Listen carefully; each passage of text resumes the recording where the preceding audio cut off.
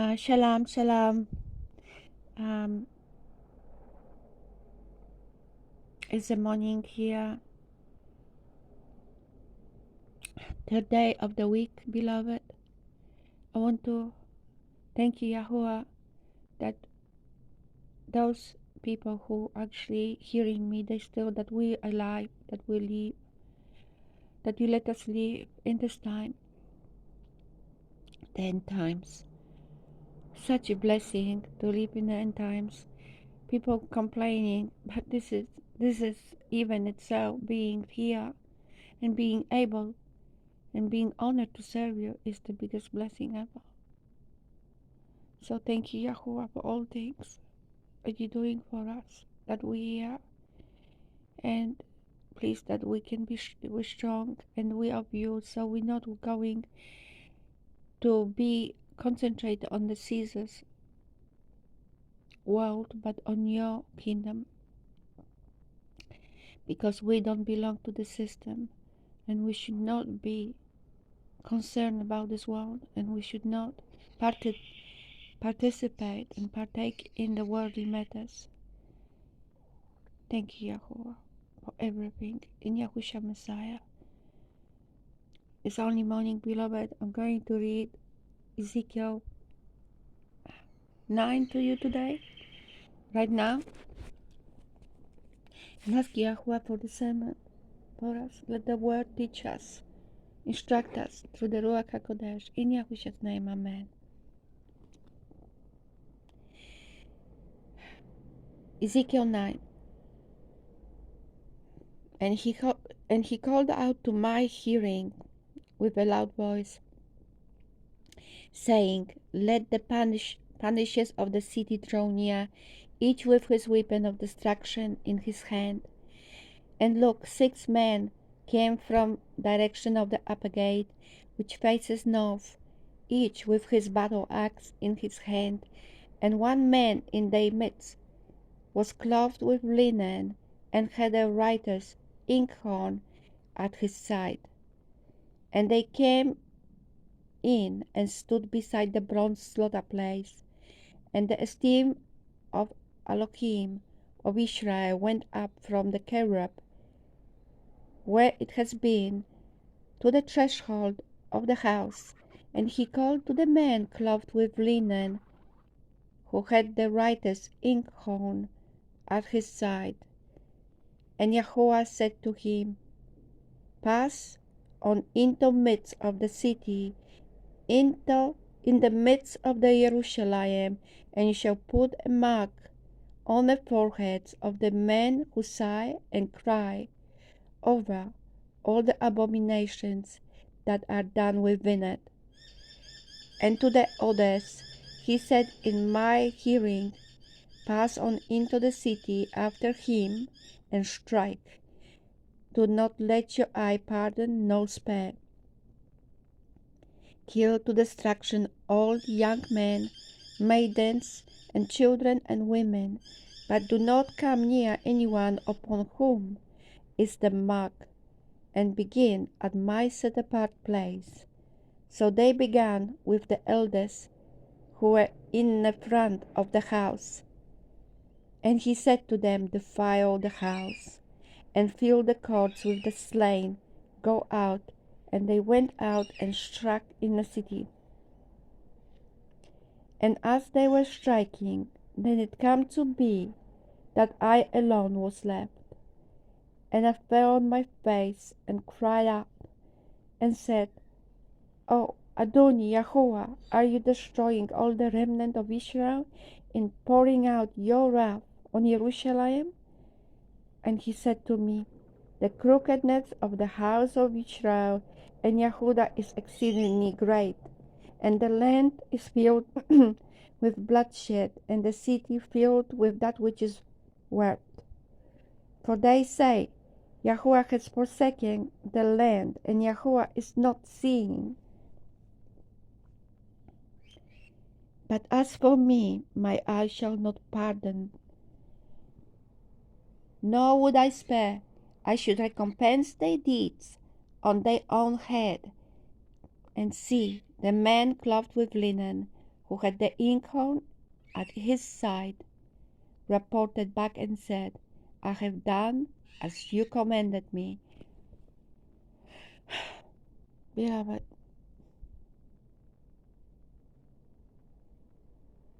can you read? Did you listen to this? Did you hear what I read? This is not light matter. Are you thinking? Do you really think that this is only speaking about Jerusalem?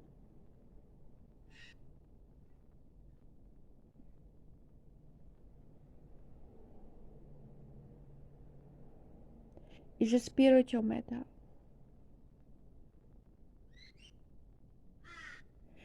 Are you crying? Are you grieved every day because of abominations? The abominations and those things, the wicked things people doing, and silly foolishness stuff which they are doing all around? Is that bothering you?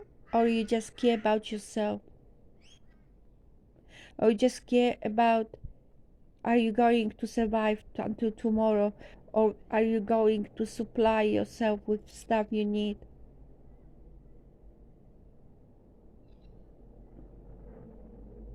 Only caring what is around, what is here, is nothing more than more far, far from your nose. It's all what is, you care about things. Do you care about things only which are connected with you? In fact, truly from your heart, do you really care about people? If you do, you will tell them to stop to speak about conspiracy theories. You will tell them to stop to be busy with, fellowship of men and having time, like a good time, having few drinks and being silly and talking about plants, food, decoration for the Sukkot, the tents, the dwellings you prepare, and who you met from the top of the fellowship group, those people which are in charge, not in charge, they known people, which no one dares to speak bad, no one dares to speak the truth about what's going on. I know, I saw that there are believers which are, what they do, they connected with other believers who are known in a, they like an elite of believers. It's like a celebrities sort of thing. All those people. Oh yeah, I know this one, I know this one, I saw this one, I talked to this one, or that one. Really? That's what it's about? Who will be last will be first. Which we should concentrate on Yahuwah only, not on man. This is idolatry. And especially from those who received more will be expected. The more you receive from Yahuwah, the more He will want it from you. But in return, are you doing the right thing in the eyes of Yahuwah? Or are you that blind in your prideful nature of your own, yourself? You're that blind that you can't see that you're stubborn and stiff-necked?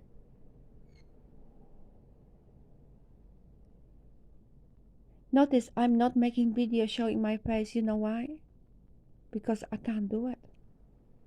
Because I just can't do those things. I feel I'm a very shy person. I am. I only want to speak the word of Yahuwah. I don't want to show anything of myself. I just don't. I don't want to make anyone to stumble either. Because people will concentrate on the looks, on the image, instead of the word, like they always do. So, see here, Yahuwah won't spare. Not at all. And who is the man with the ink? It's an angel. Surely it is. He is. Are you marked by Yahuwah, or are you marked by the adversary? I believe, is the Ruach of truth and life, the living Torah, because the Ruach of truth and life engraves that Torah, the Ten Commandments in our heart. That is the Shabbat of God, and all the other commands of Yahuwah. Basically two, the main one. Love Yahuwah with all your heart, all your mind, all your being, and love your neighbor as yourself. That's what we should have engraved. The Ruach makes us walk in His ways, in His truth and life. Do you have the Ruach of truth and life, which I believe is the mark? You will be marked. And I tell you, the Ruach is alive. And it actually can do the mark, make the mark appear on your forehead. It's not already painted with the hand of man. It won't look like this. The mark is alive. And it's not necessarily only one symbol. Because the Ruach, you can't limit it. People who have the Ruach, they're like the wind. You don't know from where it's coming and where it's going to. Be aware and warned. Be warned. Because Yahuwah won't pardon. Everyone will go, starting from elders, those who should supposed to teach the truth. Elder doesn't mean elder old. It's someone who received a lot, to whom a lot was given, and a lot will be expected from him as well. This is the measure. But if you don't have Yahuwah's mark, His truth and life, His Ruach of truth and life, you can go.